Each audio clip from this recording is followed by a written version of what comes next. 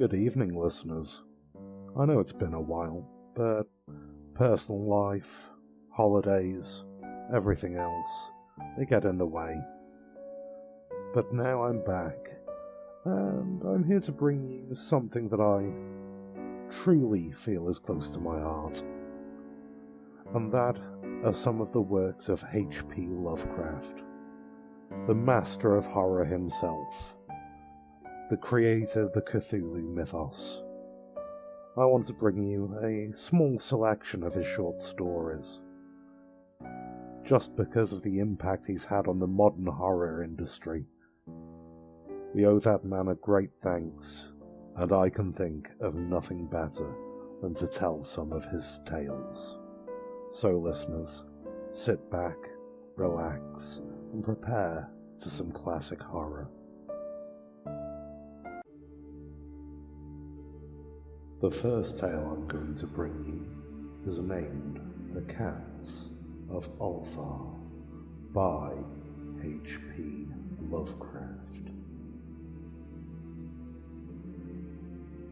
It is said that in Ulthar, which lies beyond the river Sky, no man may kill a cat, and this I can verily believe, as I gaze upon him who stirreth purring before the fire. For the cat is cryptic, and close to strange things which men cannot see.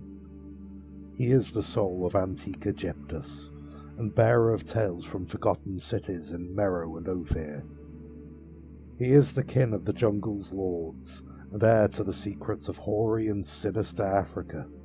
The Sphinx is his cousin, and he speaks her language, but he is more ancient than the Sphinx, and remembers that which she hath forgotten. In Ulthar, before ever the burgesses forbade the killing of cats, there dwelt an old cotter and his wife, who delighted to trap and slay the cats of their neighbours.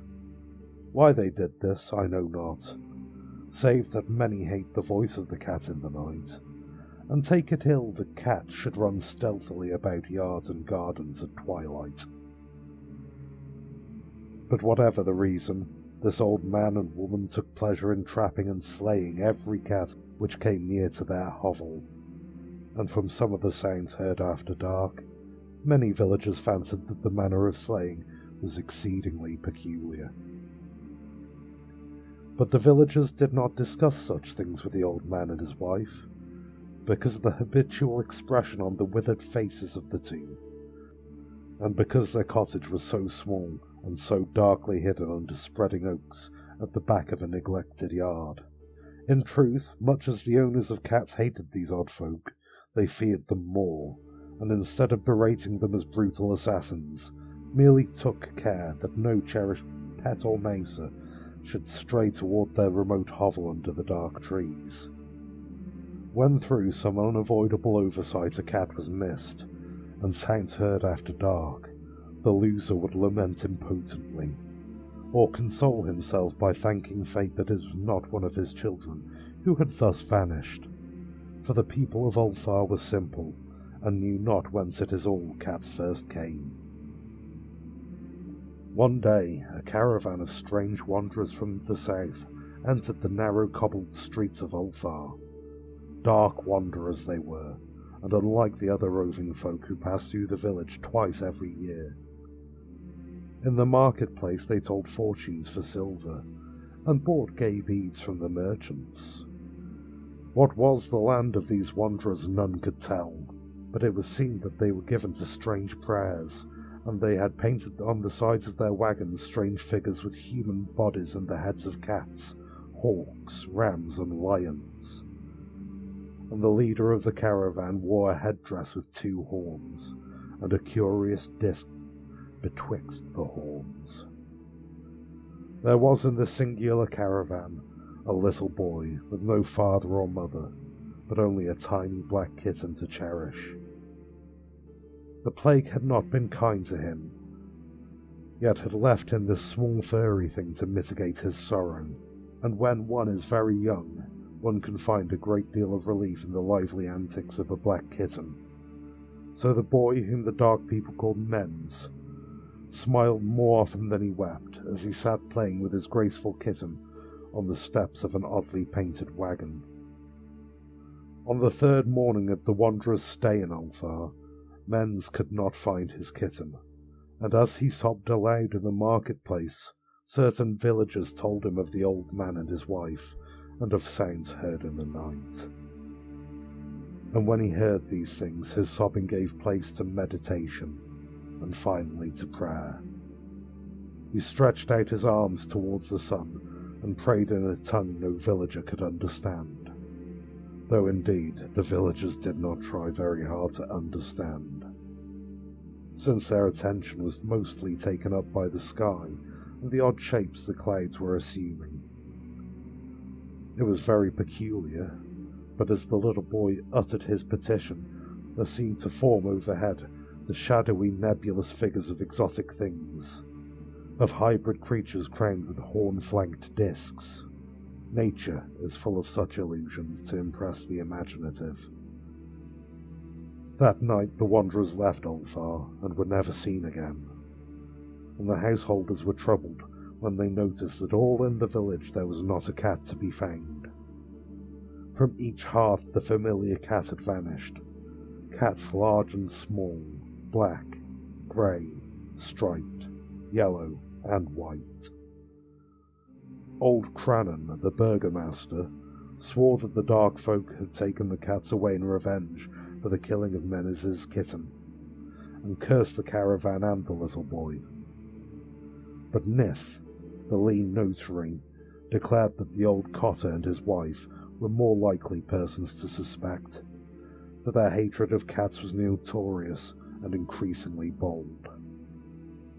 Still, no one durst complain to the sinister couple, even when little Atal, the innkeeper's son, vowed that he had at twilight seen all the cats of Ulthar in that accursed yard under the trees, pacing very slowly and solemnly in a circle around the cottage, two abreast, as if in performance of some unheard-of rite of beasts. The villagers did not know how much to believe from so small a boy, and though they feared that the evil pair had charmed the cats to their death, they preferred not to chide the old cotter till they met him outside his dark and repellent yard. So Ulthar went to sleep in vain anger, and when the people awakened at dawn, behold, every cat was back at his accustomed hearth, large and small, black, grey, striped, yellow and white. None was missing. Very sleek and fat did the cats appear, and sonorous with purring content. The citizens talked with one another of the affair, and marvelled not a little. Old Crannan again insisted that it was the dark folk who had taken them, since cats did not return alive from the cottage of the ancient man and his wife.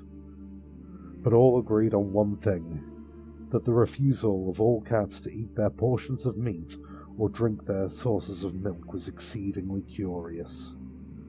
And for 2 whole days the sleek, lazy cats of Ulthar would touch no food, but only doze by the fire or in the sun. It was fully a week before the villagers noticed that no lights were appearing at dusk in the windows of the cottage under the trees.